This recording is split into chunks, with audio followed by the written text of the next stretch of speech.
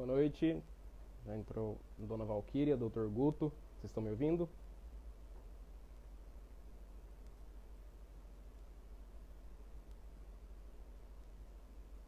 Vocês estão ouvindo?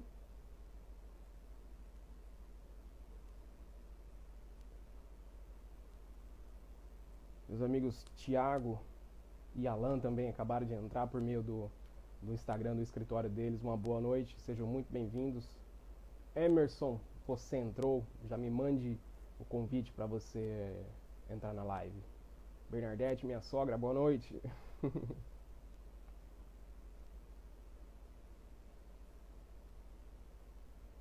Pessoal, tô esperando o Emerson enviar um convite para ele participar, porque hoje ele vai dar algumas ajudas, vai ajudar a gente em algumas questões importantes, e vamos aguardar entrar mais gente também, tá bom?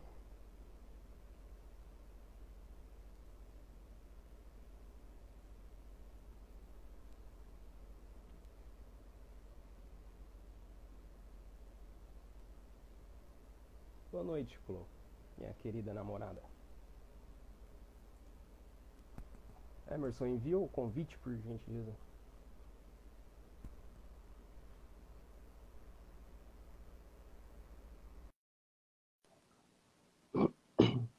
O Emerson está se conectando e a gente já vai iniciar. Fala, meu querido. Beleza, Marco? Beleza. Você não veio preparado, cara? Faltando fone de ouvido? Não, mas o som tá bom, porque eu achei que ia ficar baixo, tá tranquilo. Beleza. Nirleia, quem entrou aqui, Emerson? Uma amiga minha lá de Cruzeiro do Sul, da vara do plenário do júri. Uma grande amiga. Bem-vinda, Nirleia, doutora Nirleia. Isso. Jéssica Aquino, minha conterrânea de Mirante do Paranapanema. Meu amigo Tiago Bertazzo também. Aos pouquinhos vão chegando em várias pessoas. O Emerson, eu propus para a gente fazer a continuação desse bate-papo, porque ontem eu estava conversando sobre algumas questões e eu acho que ficaram um pouco vagas. Então, para dar um pouquinho de continuidade e se aprofundar mais em algumas questões específicas, eu achei melhor fazer essa live hoje, e para isso eu conto com a sua ajuda também. Bom, eu vou tentar ajudar, né? Eu vou tentar mais aprender com você do que ajudar. Imagina, a gente aprende junto. A Nirleia disse aqui, as melhores atuações que vi aqui no Acre foram por conta do Dr. Marco. Obrigado, Nirleia. Mas aqui no Paraná também é assim, Nirleia. Desse jeito eu vou ficar convencido na live, ficar envergonhado, ficar vermelho daqui a pouco, curado. Envaidecido. É. Tá, vamos começando então uma pequena introdução, Emerson, enquanto o pessoal vai entrando. Vamos falando aí, ué. Tá. Ontem foi o Dr. Guto, salvo engano. Eu tenho um pequeno detalhe. A porcaria do meu celular tá acabando a bateria, velho. Ele tá ligado. Ah, mas peraí. Você não ligou a tomada mesmo? Não. Aí não ajuda, né?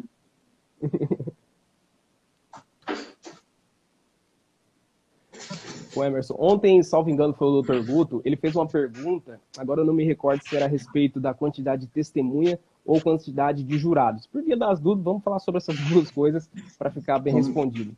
Eu estou marcando aqui pelo computador o tempo para a gente não ter perigo de cortar de uma vez e ficar tudo sem resposta, para a gente ir se cronometrando aqui também. Vamos lá, número de testemunha. É um problema que a gente tem no plenário do júri, porque funciona da seguinte maneira, para quem não está habituado com isso.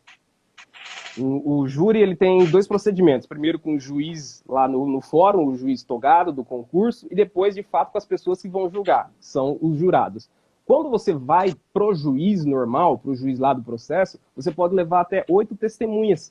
E depois, quando o sujeito vai ser de fato julgado, você pode levar menos testemunhas, você só pode levar 5. Isso é um contrassenso. No mínimo, deveria ser o contrário, ou você estabelecer uma paridade, você leva o mesmo número. Eu penso da mesma maneira, porque é justamente o que você falou, é um contrassenso.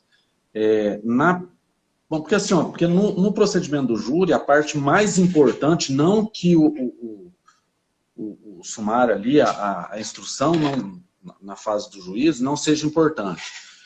Mas a fase mais importante é a defesa, é o julgamento em plenário, que é lá no plenário que vão ser decididas as coisas. Mas lá você vai decidir se o réu é inocente, ou se ele é culpado, ou se vai ser caso de desclassificação ou não. Então, você limitar o número de testemunhas, colocando um número menor do que na fase que só decidiu se ele iria a plenário, é uma coisa um pouco estranha, é meio absurdo. O mínimo do razoável seria... o mínimo do razoável seria a mesma quantidade de testemunhas. É o que você falou, Marco. Então, se são 5 numa fase e 8 na outra, assim, 13, colocasse 7 em cada fase, né? Sim. E aí todo mundo ficava feliz. Mas o processo de Código Penal, o processo de Código Penal, aliás, o Código de Processo Penal, ele tem umas situações, umas disposições que são, ele precisava ser revisto verdadeiras ilações. Tem que ser reescrito o Código de Processo Penal. Exato. O problema do Código de Processo Penal, Marco, não sei se você concorda comigo, acredito que sim, que acho que a gente já até conversou a respeito disso, é que nós não temos um Código de Processo Penal que foi, vamos dizer assim, gerado e produzido do começo ao fim. O Código de Processo Penal que nós temos é uma coxa de retalhos. Ele é da década de 40, e aí vem fazendo enxertos, vem fazendo modificações, e aí a gente tem isso que a gente tem na mão hoje. Outro dia se você não reescreve, só para complementar, se você não reescreve, você vai ter alguns trechos que são conflitantes dentro do próprio Código de Processo Penal. E aí ele conflita dentro do próprio Código e ele conflita com a própria Constituição Federal. Né? Porque, por exemplo, a tentativa do pacote anticrime, que mudou algumas coisas, algumas disposições do Código de Processo Penal. Todo mundo sabe que a tentativa do ilustre ministro Moro era acabar com a prisão em segunda instância, fazer uma introdução no Código de Processo Penal disso daí. Só que vai contra a Constituição Federal. Sim. E aí ficam inventando, e é sempre a mesma coisa. Enquanto eu penso que... e a gente sabe que existem anteprojetos lá de um novo código, mas assim, colocam dentro de uma gaveta, daí modifica esse que a gente tem e a gente nunca vai ter uma coisa boa, a verdade é essa daí.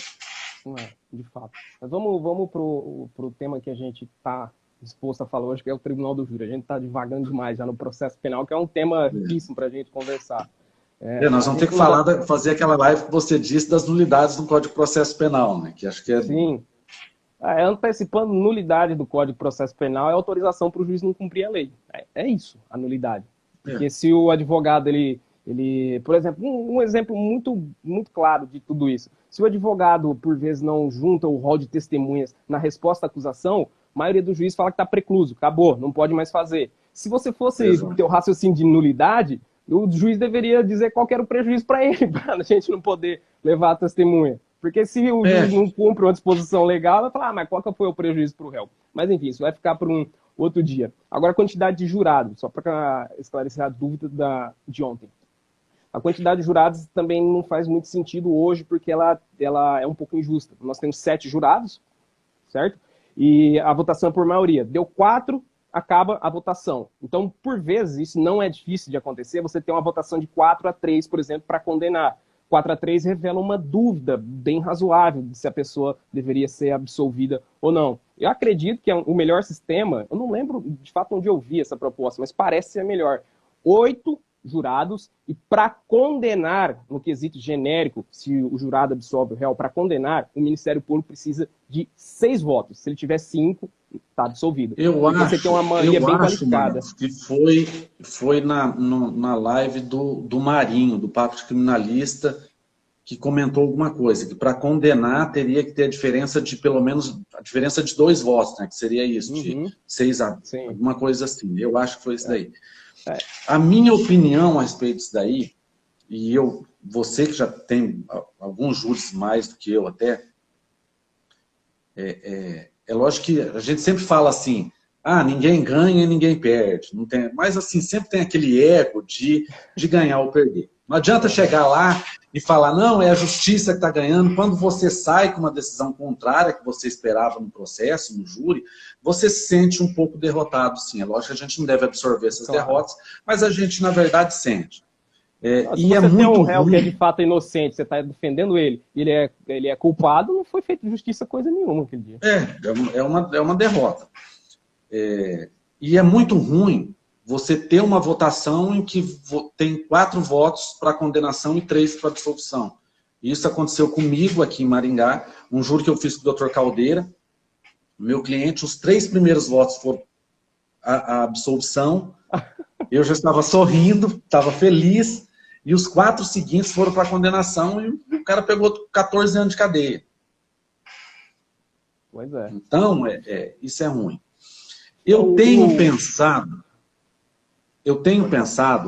a ideia de 8 jurados, eu penso que seria o mais correto. Estados Unidos, salvo engano, são 12, né? 12.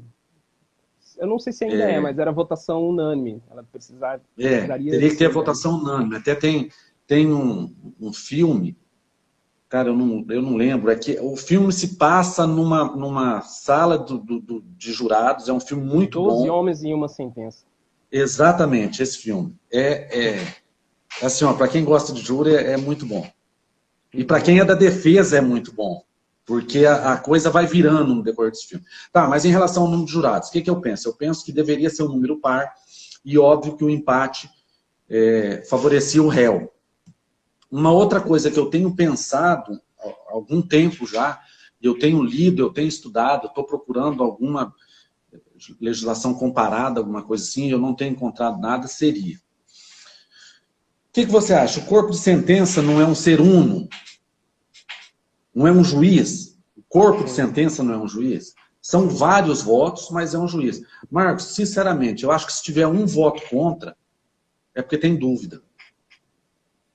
Tem aquele brocardo que diz que para se condenar tem que ter 100% de certeza da culpa do réu. Sim. Poxa, se num conselho de 7 tiver um que pensa que o cara é inocente, existe uma dúvida ali.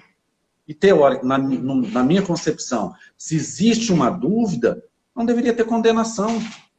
Eu acho que a condenação, a gente teria que adotar o estilo, o método lá dos Estados Unidos, de Emerson, condenação unânime. Um cumprimento aqui, o Dr. Roberto Parentoni acabou de entrar na nossa live. É uma satisfação ter você de novo aqui com a gente, Parentoni. Rapaz, eu me sinto até envergonhado de estar falando com o Parentoni. Falando com o Parentoni assistindo. Você sabe que hoje à tarde eu estava pensando, falei, Marcos, a gente tinha que chamar o Parentoni para uma hora estar conversando, né, cara? Um dos melhores criminalistas de São Paulo, aliás, um dos melhores criminalistas do Brasil, né? A doutora Liana chegou aí também, a doutora Thaisa. Só gente boa. E, Emerson, voltando aqui, o Mário de Oliveira Filho, uma vez ele falou algo que parece um pouco radical, mas eu estou com ele. A quesitação, e eu escolhi para a gente conversar sobre isso mais adiante, para mim, assim como para o Dr. Mário, o primeiro quesito, primeira pergunta, o jurado absolve o acusado? Falou sim, acabou. Falou não, aí a gente vai ver por que ele não absolveu. Para mim, esse seria um excelente sistema. Porque o jurado ele não tem aquele raciocínio jurídico da ciência jurídica. Não, ele pensa exatamente o seguinte: eu acho que esse cara é culpado, eu acho que ele é inocente. Então já vota o quesito genérico da absolvição. Absolveu? Acabou o júri. Não absolveu, aí a gente vai ver o que aconteceu. Justamente por isso daí, por não ter o conhecimento técnico. E a maioria dos jurados são leigos, salvo algumas exceções, quando pega algum estudante de direito, ou algum advogado como você que gosta de ser jurado. Mas que não deixa. Mas é bem isso daí. O cara chega lá, ou ele vai condenar ou ele vai absolver. Muitos não têm nem noção das teses de desclassificação. Quando não foi o crime de não tinha o dolo de matar, vamos classificar para uma lesão seguida de morte, alguma coisa assim. Então eu concordo com isso daí também. A doutora Thaisa falou aqui, que ela também concorda com isso. Eu acho que quem está na defesa é muito favorável a isso aí, porque daí já resolve o negócio de uma vez. Sim. Porque ou já absolve, Ou a gente vai ficar brigando ali, tentando uma desclassificação ou alguma outra coisa diferente. Desconstruir uma qualificadora, alguma coisa assim, né? Sim. E, Emerson, aproveitando que a gente está falando de quesitação e desclassificação, era o tema que eu tinha escolhido. Vamos já avançar para ele, então? Porque é um tema um pouquinho técnico, mas eu acho que as pessoas conseguem entender o que a gente precisa tratar aqui. Quando tem um julgamento pelo tribunal do júri, primeiro tem toda aquela instrução processual, você ouve testemunha, ouve a vítima se ela estiver viva, você depois faz o interrogatório, leitura de peça, passa vídeo, faz a instrução inteira. Depois tem os debates. O promotor fala, depois o advogado fala. Se o promotor quiser, tem réplica, se não quiser, acabou ali. Ou se ele for para a réplica, depois tem a tréplica do advogado. Aí todos se reúnem na sala secreta e começa a votação. E a votação é por quesito. Tem uma sequência que o Código de Processo Penal, no artigo 483, determina que tem que ser seguida. E a gente tem um grande problema quando tem duas teses, que é a de absolvição, por exemplo, por legítima defesa, e a desclassificação. Por quê? Porque a série de quesitos no Código de Processo Penal, ela vem assim, primeiro você vota a materialidade, depois a autoria, metem a competência depois, e depois a absolvição. E o que nisso resulta? Resulta o seguinte, para tentar ser o mais claro possível.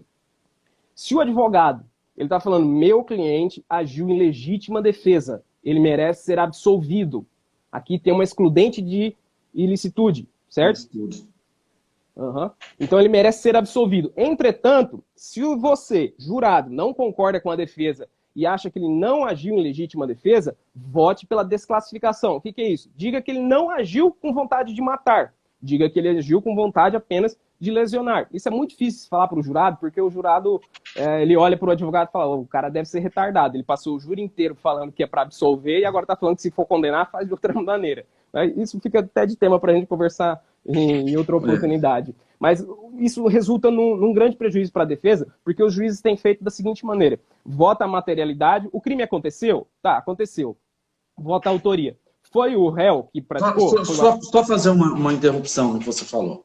Vota a materialidade, o crime aconteceu, por um leigo, e fala, aconteceu o crime, ele já tem uma leve, não definitiva, mas uma leve tendência a condenar.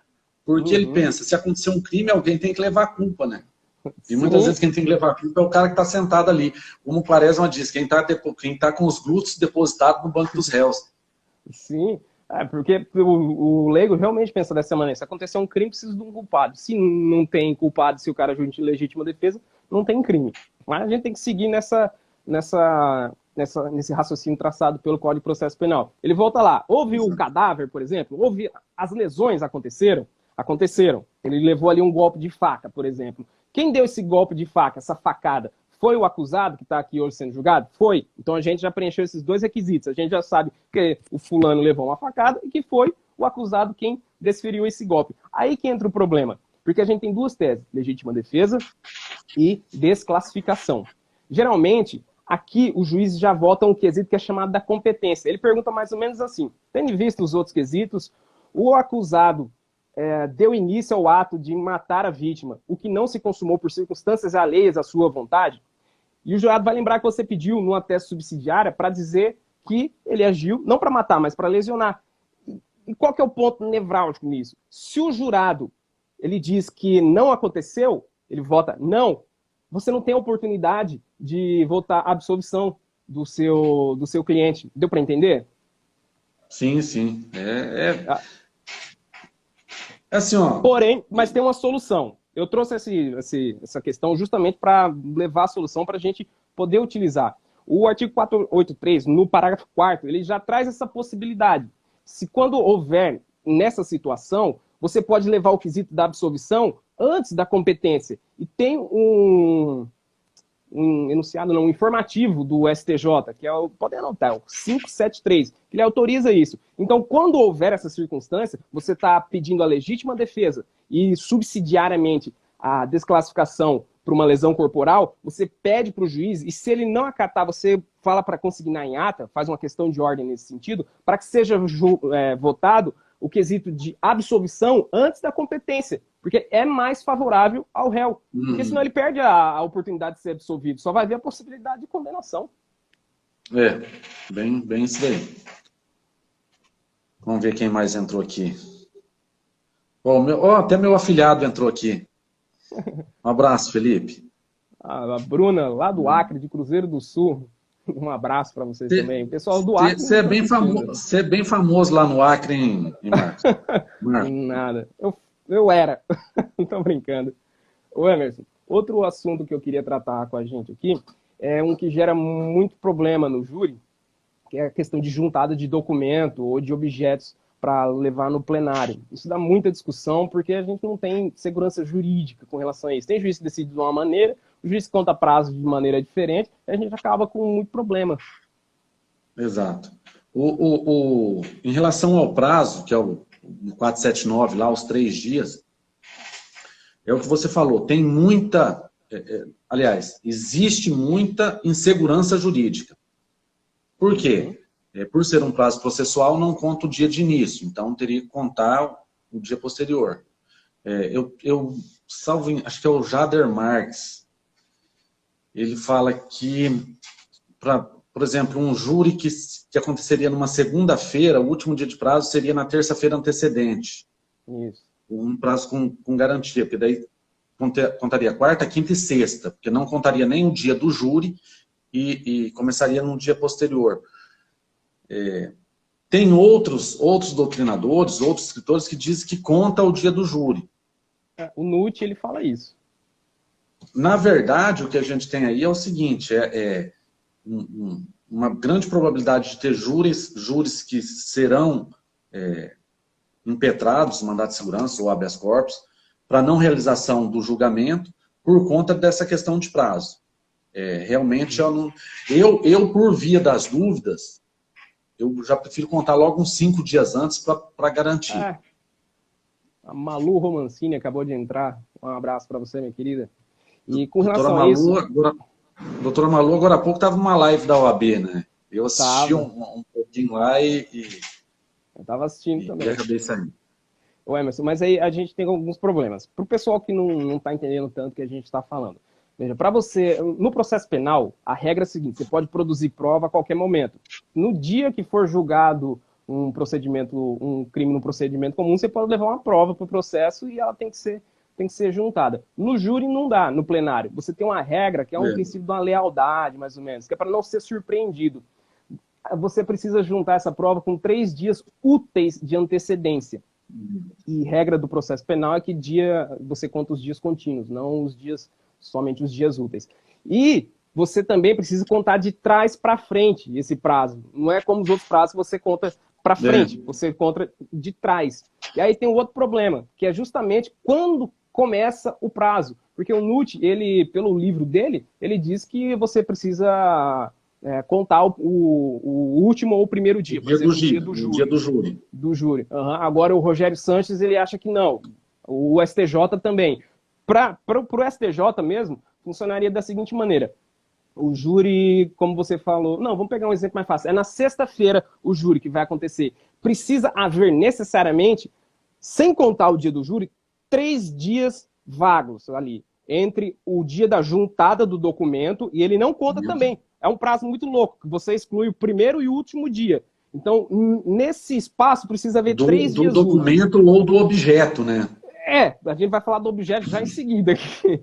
Porque, veja, então, se é na sexta, você teria que garantir aqui os dias da quinta, da quarta, da terça e juntar na segunda, para ver esse intervalo de 3 dias úteis. Aí tem juiz que entende de uma maneira diferente. E olha o problema que a gente encontra também. Porque esse artigo, além de dizer do prazo, ele diz da cientificação da parte contrária. Então, além de você juntar nesse prazo, a parte tem que estar ciente disso. Aí entra um grande problema. Tem juízes que entendem que esse tríduo legal, esse prazo que a gente acabou de demonstrar, como é que o STJ entende que conta, ele deve ser levado em consideração para a parte tomar ciência também. Não basta a mera juntada. Você tem que, de alguma maneira, garantir que a outra parte tenha ciência. E tem juiz que não entende. Aí olha o problema que a gente encontra. Veja, aqui no Tribunal de Justiça do Paraná, aqui em Maringá, vamos fazer um júri, certo? E aqui a gente tem um sistema de leitura de intimação no Projude, que se a pessoa não clica voluntariamente, ele, depois de 10 dias corridos, ele lê. Então, para garantir a ciência, eu teria que pensar nos 3 dias que o código fala, mais 10 dias, mais 10 dias do antecedentes. ProJude. Aí eu vou pensar, pô, mas não sei se o servidor lá do cartório, do fórum, vai fazer isso no mesmo dia. Então eu vou juntar 15 dias antes. Aí, dependendo do estado que você for, é de uma maneira diferente. Você já não sabe mais como é que vai fazer. Exato. Na verdade, esse prazo de 10 dias do processo eletrônico é da lei de processo eletrônico, né, que diz lá que a intimação eletrônica, ela não sendo aberta em 10 dias, ela abre automaticamente. Eu acho que nesse caso aí, mas não fazem isso, eles fazem algumas outras vezes, com o perdão da palavra, para ferrar com a defesa, o próprio cartório abre, porque eles têm acesso a abrir prazo da gente. Não sei se você já percebeu isso daí. Já aconteceu comigo de prazos serem abertos sem eu abrir, sem eu fazer a leitura. Naquele um que você fala, vou esperar dar os 10 dias mesmo. Uhum. E aí, ó, a doutora Thaisa falou, o servidor pode lançar a intimação já com a leitura. Isso aí realmente pode acontecer. Tá? Uhum. Mas muitas vezes eles não fazem. E aí fica o que você falou, a gente teria que pensar, pensando dessa maneira, em evitar aí alegar sei lá, da outra parte, da acusação ou da assistente de acusação, alegar que não teve acesso por conta dos 10 dias. Uhum. Eu penso que teriam que mandar a intimação já com a leitura, né? Como a doutora Thaisa falou. E a doutora Thaisa tem muita experiência em júri. Sim. O problema prático que a gente encontra é que vai que você simplesmente conta os dias, como a gente falou agora há pouco, e junta um documento importantíssimo para você, para a defesa. E o juiz, no dia do júri, ele fala, não, eu entendo que isso aqui deveria ter sido juntado antes para dar a oportunidade de ter ciência 3 dias antes do júri. E você, porque o texto da lei diz isso daí, né? O texto da lei diz, durante o julgamento não será permitida tal, antecedência, não será permitida a leitura de documento ou exibição de objeto que não tiver sido juntado aos autos com antecedência mínima de 3 dias úteis, dando-se ciência à outra parte. Aí fica dando-se ciência aí, né? Um bisuzinho que fica para o plenário do Tribunal do Júri, se o documento é de fato importante e o juiz fala que não vai poder ser exibido, consta em ata que você está requerendo o adiamento da sessão, que aí vai dar para cumprir o prazo. Se ele não deixar, você abandona o júri. Coragem! Sim, mas se for realmente necessário, você tem ali uma prova cabal da inocência do seu cliente e não estão deixando você utilizar, pega suas coisas e vai embora. Eu não sou muito a favor de abandonar júri, né? Já abandonei 2 vezes, mas... Mas quando for necessário... O Caldeira que escreveu alguma coisa aqui, mas há fundamento para juntar com leitura? Não pode isso ser considerado como ciência? O que você acha, Marco? Dura no dia o que vai acontecer, né, Emerson? Não dá para ter certeza. Aí, agora, adiantando um pouquinho, com relação à juntada, o que você pode juntar nesse prazo? Você pode juntar documento ou objetos, certo?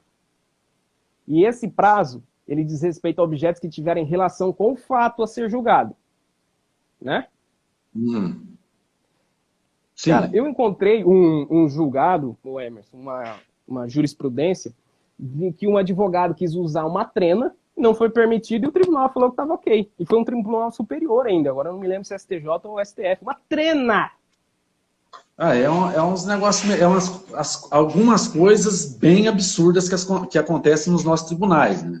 Uhum. Exemplo da nossa Justiça Federal aqui, que para a defesa ter acesso aos elementos de prova que estavam na bancada, a gente tinha que pedir para o juiz, tinha que ter sempre um auxiliar de cartório do lado lá, com medo, eu não sei se o juiz tinha medo da defesa roubar a prova, esconder e sair correndo. Mas é isso daí. O que eu tenho feito? Apesar de não ter ligação com os fatos, por exemplo, vídeos de casos parecidos.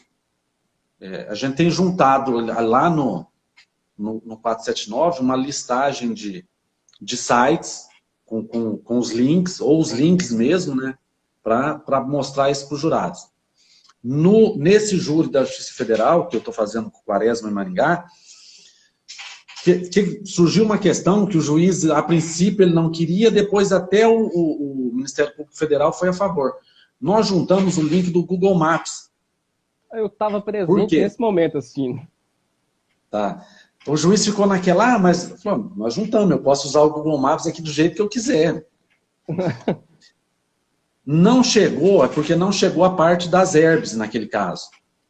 Mas nós juntamos um site, eu não sei, acredito que os colegas devem ter acesso a esse site, chama Herbix.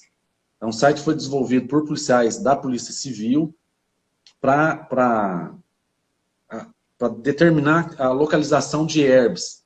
Você coloca as coordenadas da antena, ele coloca o raio, coloca o azimuth da antena, para ajudar na localização. E nós vamos usar esse site no júri. Se é que vai acontecer, se ele conseguir passar do 6º dia, né? Porque toda vez no 6º dia ele acaba.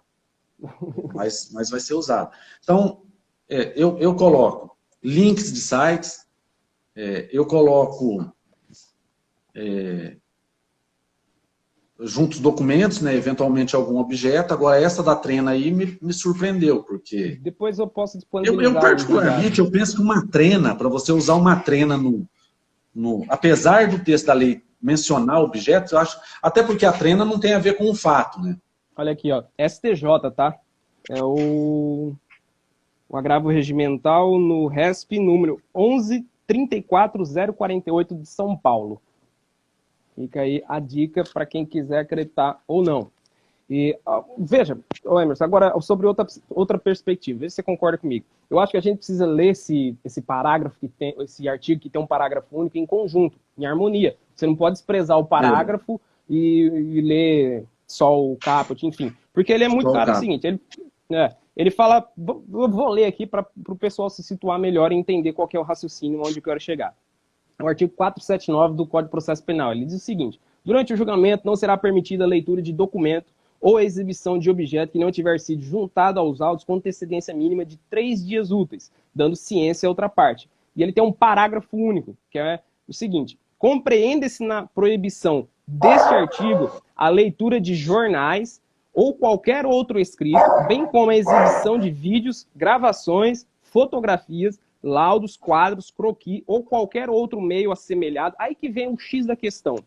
Cujo conteúdo versar sobre a matéria de fato submetida à apreciação e julgamento dos jurados. Então, eu compreendo da seguinte maneira: o que você precisa juntar, por exemplo, de objeto, que sempre dá uma grande discussão? O objeto que tiver relação com, que versar sobre a matéria de fato submetida à apreciação e julgamento dos jurados.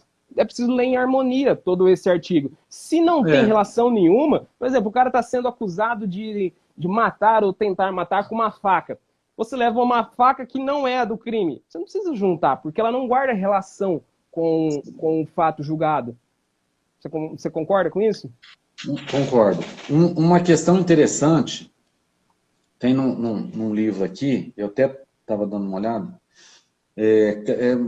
conta uma historinha. O promotor de justiça, durante o julgamento, mostrou aos jurados uma revista com reportagens sobre o fato. Tá? O advogado alegou a nulidade do julgamento, uma vez que ele não tinha juntado no 479 essa revista. O que a doutrina aqui diz é o seguinte: que o advogado não tem razão de alegar nulidade. Por quê? Porque tem um julgado do STJ que diz o seguinte, só que eu acho que isso daqui é um pouco antigo, que diz o seguinte, que é entendimento jurisprudencial que, tratando-se de notícia pública e notória, pode ser feito em plenário. Deve ser eu acho meio absurdo. Sim. São aquelas decisões absurdas, né? Mas sabe o que eu percebi fazendo uma pesquisa jurisprudencial a esse respeito? Infelizmente, cara, isso não é choro de advogado. Se o Ministério Público pede, tá ok. Se a defesa pede, é indeferido. Não. É assim que funciona. Só um exemplo de que nós nadamos contra a maré e quando a gente entra no plenário do júri, a gente já entra levando de 4, como o Quaresma fala. Levando de 4 é 4 votos, tá? Os maliciosos aí não entendam de outra maneira. Tem um caso, você conhece o Dr. Peter de Porecatu? aquele grandão, cabeludo, roqueiro. Cabeludo, sei. Isso. O Ministério Público perdeu o prazo do 422. Protocolou a peça com 1 dia de atraso. Ou seja, no meu entendimento, e se fosse eu, ou você, ou o Dr. Petra que tivesse feito isso, o que o juiz faria? Preclui. Tá? Precluso. O doutor perdeu o prazo, não vai ouvir testemunha, nada. Na decisão dele, ele diz o seguinte, que 1 dia só não traria prejuízo à defesa, que ele aceitaria a petição do Ministério Público, porque só 1 dia não era irrelevante. Eu não lembro o termo que ele usou. Eu não lembro o termo. Mas só um pouquinho intempestivo, é isso? Só um pouquinho. Se eu não me engano, o termo que o juiz usou na decisão para receber a petição foi que 1 dia seria irrelevante. Eu acho que o termo é esse mesmo, irrelevante. Engraçado, se é para defesa, como você falou, aplicado até no 479 aí, aceitaria. Agora, para acusação, aliás, se é para defesa, não aceita. Usou a seguinte expressão, irrisório. Exato, o prazo irrisório. É um absurdo, né? Para eles tudo, para nós nada. Sim. Eu acho que, se eu não me engano, a Mônica está nesse processo. Que a Mônica está em processo em vários lugares aí, em Porecatu, em Londrina, em Maringá, em Belo Horizonte, em Contagem. 1 dia era irrisório. Maravilha. Então, para a gente finalizar esse trecho aqui, Emerson, eu creio que deva funcionar da seguinte maneira. E é preciso que a gente leve isso adiante para os outros colegas, para que eles, se concordarem, levem isso adiante também, façam constar no júri, para a gente tentar construir jurisprudências nesse sentido e melhorar o julgamento pelo plenário do júri no Brasil inteiro. Se o objeto tem relação com o fato a ser julgado, você de fato respeita esse período. Se não tem, você simplesmente leva e apresenta, porque senão você vai chegar num despotismo que, por exemplo, eu tenho um projetor meu próprio. Daqui a pouco eu vou precisar juntar ele e levar, deixar depositado em cartório para poder utilizar. Um equipamento que você vai usar para trabalhar no júri, né? Porque é um objeto, não sei, já teve a arguição de PowerPoint não poder ser utilizado, que é um absurdo. Se você for nesse júri do caso da Trena aí, com certeza você vai ter que depositar seu projetor. A roupa que eu for utilizar, vou ter que deixar lá. Mas, enfim, encerrando esse assunto, Emerson, o que teve de bastante pergunta e não deu para aprofundar bastante ontem, eu acho que era a maior curiosidade do pessoal, era a respeito de preparação para o tribunal do júri. Como se preparar para o julgamento. Eu comecei a falar de maneira mais superficial e não deu para se aprofundar. Então, queria que você me ajudasse nesse quesito. A gente tem 22 minutos para tratar disso. Vai falando aí, depois eu complemento. Eu penso assim, a preparação para o júri, ela começa com o conhecimento do processo, né? Você tem que saber até os carimbos que... Hoje em dia não tem carimbo mais, né? A maioria é eletrônica. Sim. Mas nós temos que ter conhecimento de página a página, lauda a lauda do processo. Porque é péssimo você, às vezes... ter uma decisão contrária no júri por conta de um erro ou de um esquecimento de algum detalhe do processo que talvez passou despercebido. E a maneira de solucionar esse problema é realmente estando preparado, conhecendo o processo. O frio na barriga, ele sempre vai acontecer. A gente conhece advogados que estão militando há anos e que falam. Quando eu vou entrar no júri, eu me dá frio na barriga. O Quaresma tem falado nas lives aí e eu posso comprovar isso daí. De vez em quando ele some, ele vai para o banheiro porque ele está com dor de barriga. Mas a preparação o conhecimento do processo, é você deixar... Eu procuro fazer isso, né? Já separar a doutrina que eu vou utilizar, com as folhas marcadas. Eu gosto de imprimir o processo para ter o processo na mão ali. Apesar de hoje aqui no Paraná a gente ter o processo físico, mas você ter ele na mão, principalmente a questão de documento.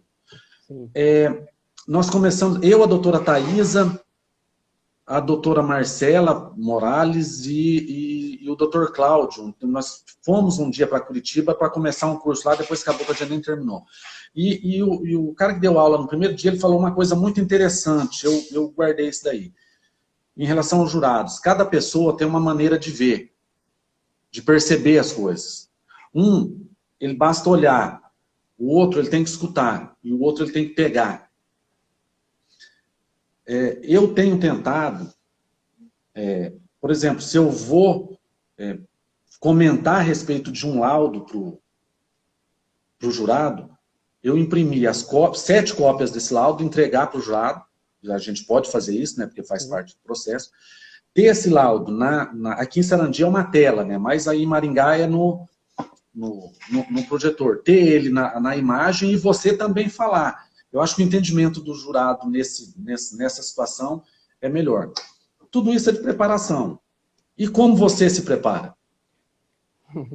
Vamos lá. Eu acho que não tem uma receita de bolo. Você precisa primeiro entender qual que é seu estilo para advogar, qual que é seu estilo para ir para o plenário do júri. Algumas regrinhas todo mundo faz. Por exemplo, a preparação de comer o processo inteiro, de saber de cabo a rabo tudo que acontece ali. E a questão de estilo de advogado, é até interessante tocar um pouquinho nisso, o Emerson. Não sei se você concorda comigo. É preciso observar, preciso beber muito na fonte de grandes advogados, mas nunca sem tentar copiar, de fato, o advogado. Você nunca vai conseguir copiar o outro advogado. Vamos pegar qualquer advogado de gabarito. Um que eu adoro, eu até citei ele, foi o Valdir Troncoso Pérez. Pô, se eu tentar copiar ele, eu não vou conseguir, porque eu não li tudo que o Valdir leu, eu não vivi a vida que ele viveu, eu não tenho os mesmos predicados que ele. Então, copiar o outro advogado nunca dá certo. Você tem que beber daquela fonte até esgotar a fonte. E nisso absorver tudo aquilo e com o seu próprio estilo você vai adiante. Porque senão você vai se dar muito mal. Você vai criar o seu próprio estilo, né? Para no futuro outros beberem da água que a gente está fornecendo. Só te interrompendo, acho que em relação à preparação também, não conhecer só o processo, mas você conhecer com quem é que você vai estar no plenário.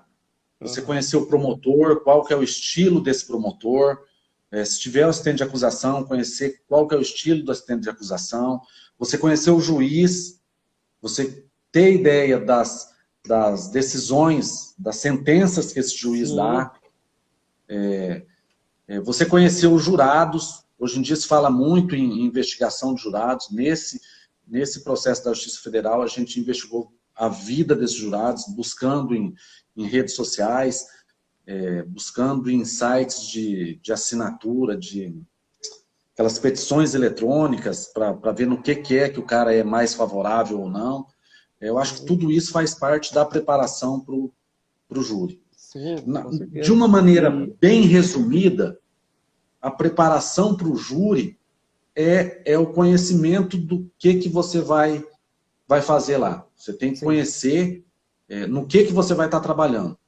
E isso começa desde o processo até os componentes desse julgamento. Sim. Eu tenho mais ou menos uma regrinha que serve muito bem para mim. Se servir para outra pessoa, pode utilizar também, senão aprimora e cada um adequa da maneira que achar melhor. Veja, o que eu gosto de fazer? Primeiro, eu converso muito com o réu. Ou se, por exemplo, é comum no mercado da advocacia que um advogado peça ajuda do outro. Você conversa primeiro com o advogado, para ele te passar as informações, depois eu converso muito com o réu. E o que é importante, eu julgo, Emerson, eu acredito piamente em tudo que ele me fala. Por mais que pareça tudo mentira, eu vou acreditar. Porque eu preciso absorver aquilo dentro de mim. Depois que está tudo assentado, o que o réu me disse, as contradições do que ele está me falando vão surgir naturalmente, se houver, é claro. Então, eu converso muito com ele. Para quê? Duas coisas. Para ele poder entender a própria história que ele está contando e ela ficar martelada dentro de mim e eu saber os mínimos detalhes do que vai acontecer. Depois, assim como você, eu gosto de imprimir o processo, eu gosto de ter ele na mão, principalmente por questão de manusear. Você vai para uma página, volta para outra, eu prefiro muito mais tocar no processo mesmo, para anotar. Eu gosto disso, por mais que tenha facilidades no processo digital, eu gosto de ter ele na minha mão. O que eu faço? Eu faço uma primeira leitura que eu leio tudo, absolutamente tudo, não passa nada.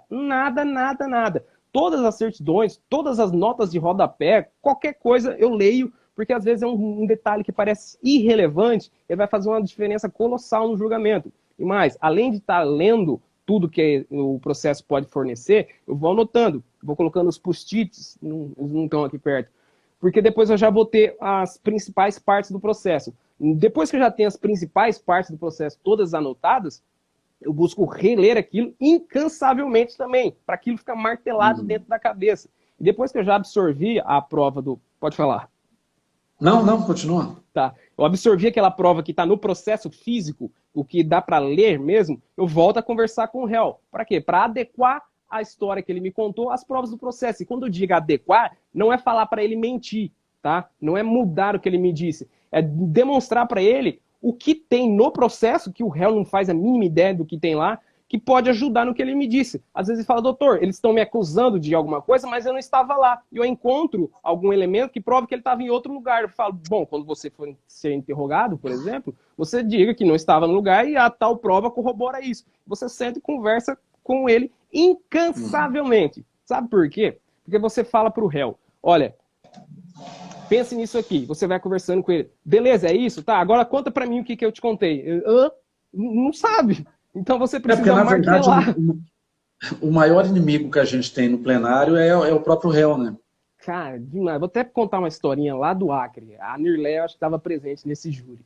Eu era um júri muito... Vou só mandar um abraço aí, ó. O doutor Rafael trabalha comigo, que entrou aí, e o doutor João Cruz, que é de Campo Mourão, um dos grandes advogados de Campo Mourão. João Cruz Filho, meu amigo, formou junto comigo na faculdade. O Cruz, cara, eu já fiz um júri com algum Cruz. O pai dele é o João Cruz, ele é o João Cruz Filho. O pai dele é muito famoso, é bem antigo aqui na região. Eu não lembro qual que era, mas era um advogado bem mais velho que eu. Mas enfim, voltando pro caso que eu queria contar. Isso, que era do réu. Era, cara, e eu falo muito pro réu. Lembre-se o seguinte, quando eu fizer pergunta, eu tô ali te defendendo. Entenda o que eu tô te perguntando e responda de maneira adequada. Eu treinei com esse cara até cansar, até cansar. Aí chegou no júri. A família da vítima, que o Ministério Público gosta de levar para o plenário, né? Eles pintaram o acusado como um sujeito que era vagabundo, que gastava o dinheiro com bebida, que não estava nem aí. E a verdade, cara, é que eles viviam numa miséria desgraçada. Isso eu estou falando no Acre, lá no Seringal, numa zona rural, onde você não tem acesso a nada, é todo mundo muito pobre. Então, de fato, não tinha dinheiro para tudo que precisava. Aí eu falei mais ou menos para ele o seguinte, ô fulano, te pintaram aqui como um sujeito que usava o dinheiro da família para beber e deixava todo mundo passando fome. Você trabalha com o quê? Eu sou peão de uma fazenda quando tem trabalho. Ah, maravilha. E com que você ganha? Dá para sustentar uma família? Qual que é a resposta que ele tem que me dar, ainda? Não, falta dinheiro para comprar as coisas. O que ele me responde? Dá, às vezes até sobra. Puta merda! Não, mas isso daí sempre acontece com a gente. Aqui em Sarandi, uma vez... Peraí, só para concluir, eu sei o que ele quis dizer ali. Ele quis demonstrar que ele era um trabalhador que tinha dinheiro para melhorar a imagem dele. Não, ele acabou mentindo e se lascando nessa. Era só contar a verdade, cara. Uma vez num júri aqui em Sarandi, em relação a... Porque, por mais que a gente prepare o réu, ele sempre vai dar uma resposta errada, né? Eu sabia que o cara seria condenado. Tinha prova, sim, acontece que ele era autor, mas eu queria tirar a qualificadora. Uhum. E aí eu fui explicar para os jurados a diferença da pena para o homicídio simples para o homicídio qualificado. Que ele ficaria em 6 anos, como ele já estava preso, ele já tinha cumprido mais de 1 ano, então provavelmente ele já iria para o regime aberto, era primário e tal.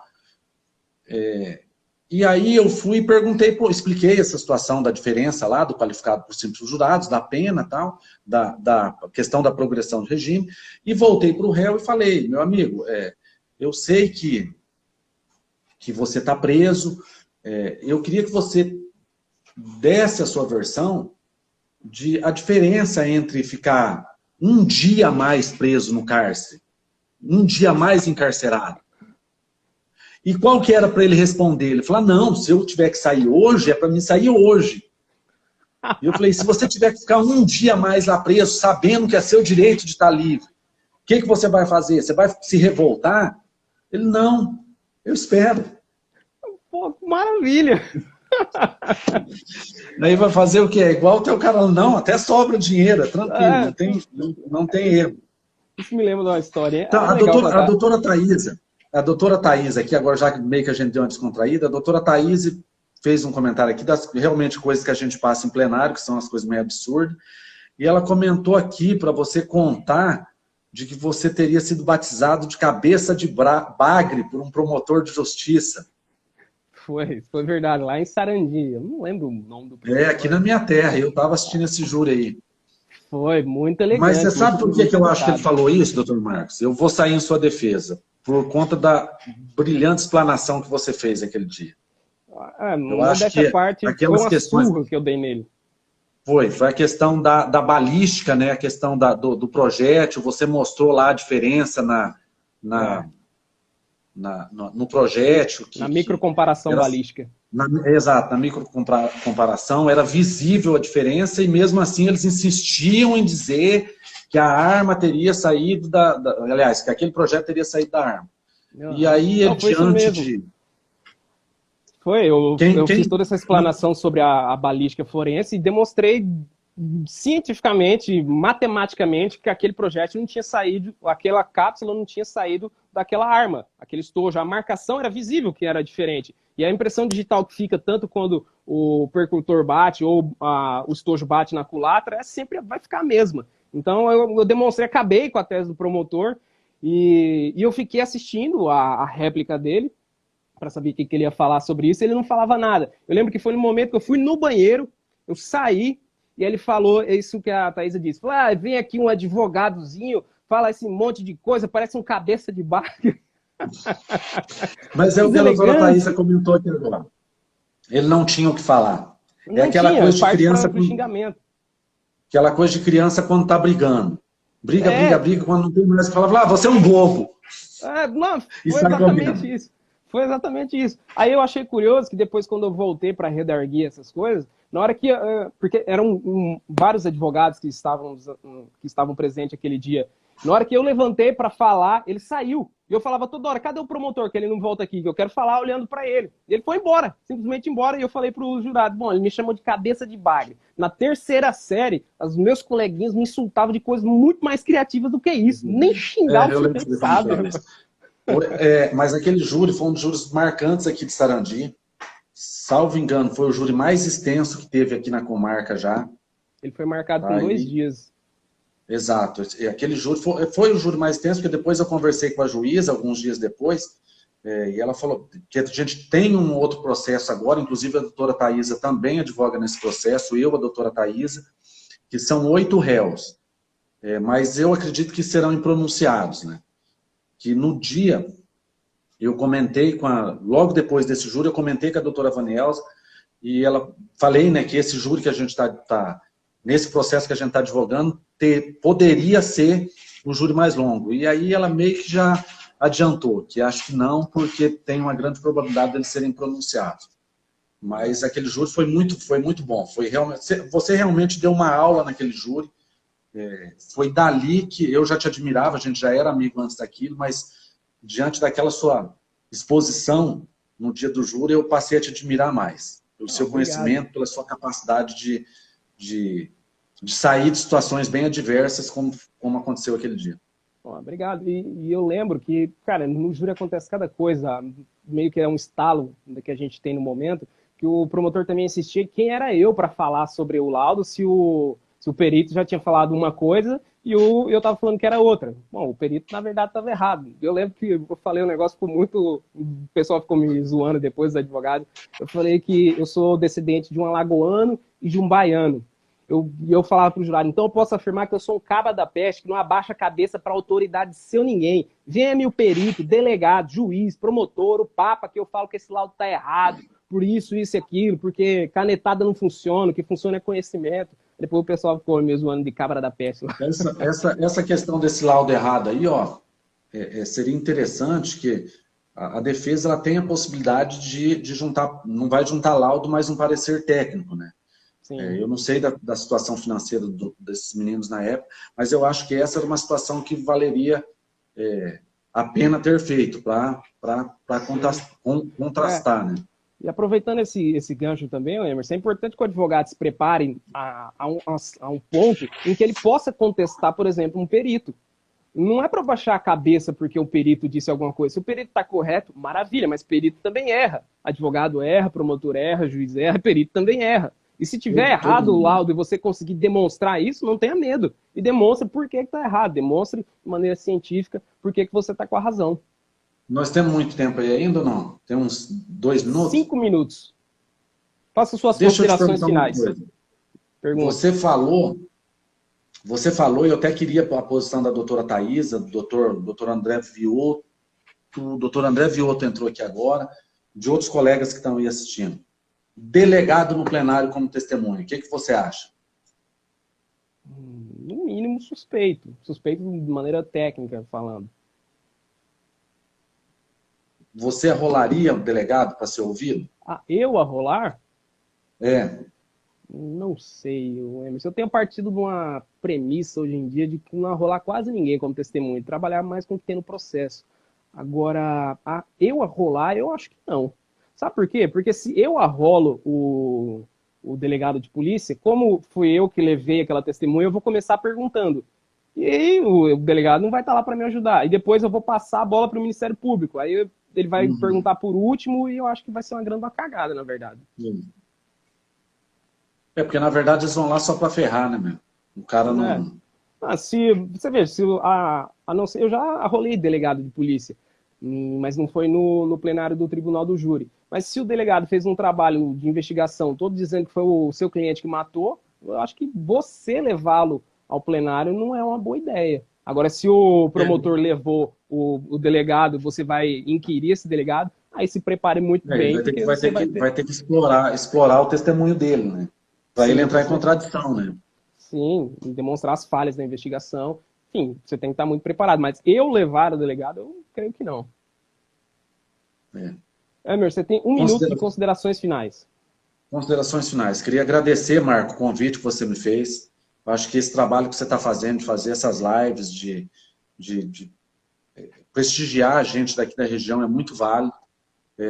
Vou te sugerir já de antemão, você numa próxima live, você convidar a doutora Thaisa. A doutora Thaisa é mais ou menos da mesma geração que a gente de advogados, nós começamos mais ou menos na mesma época. Ela também tem bastante experiência, está ganhando experiência no dia a dia. Aliás, agradecer a todo mundo que prestigiou a gente, e é isso daí. Provavelmente semana que vem eu vou fazer uma live com Quaresma, a gente está discutindo o nome da live, provavelmente vai ser o CPP da Justiça Federal de Maringá, e aí eu vou contar com a participação de todos vocês também. E, mais uma vez, obrigado. Claro, e com certeza, vamos fazer junto com a doutora Thaisa, porque ela é mais ou menos da minha geração de idade e de tempo na advocacia. Eu sou um pouco mais novo do que vocês, né? De advocacia, sim, eu acho, a gente é mais ou menos da mesma idade. Mas branco aí, os cabelos de idade eu sou mais novo. Não é a luz que está batendo. Só para evitar de cortar aqui, então, para encerrar, vamos fazer isso mesmo, que como a gente estava conversando, nós precisamos, de fato, prestigiar nós daqui da região, porque apesar de não termos grande projeção nacional, temos que respeitar os colegas que têm, mas temos muito a levar para os outros advogados, temos muito conhecimento para compartilhar, e não vamos ter vergonha de compartilhar o conhecimento. Uma dica que fica também, eu, por exemplo, quando tenho dúvida, ligo para o Emerson, ele liga para mim, eu ligo para a Thaisa, todos nós nos socorremos, e porque não tem nenhuma vergonha de perguntar para quem sabe mais do que a gente, e a gente acaba se ajudando. Então, muito obrigado a todo mundo que acompanhou a live. A gente vai tentar fazer outras sobre outros temas também, não só o Tribunal do Júri, para não ficar saturado, porque falar do Tribunal do Júri é meio moda, né? Todo mundo gosta, mas vamos... todo mundo gosta. Porque a imagem do advogado para todo mundo é o tribuno do júri, né? Sim. Ninguém vê, com todo respeito aos colegas que fazem civil, mas ninguém imagina um advogado discutindo um contrato. Pra gente encerrar, coisa mais sem graça. Todo mundo já assistiu um monte de filmes sobre júri. Alguém já assistiu algum filme sobre, sei lá, a nota promissória? Não existe, a ação de despejo. Só suítes mesmo, né? Gente, obrigado, vai encerrar por aqui. Então até uma próxima, valeu por todo mundo que assistiu. Marquinhos, um abraço. Tchau, tchau.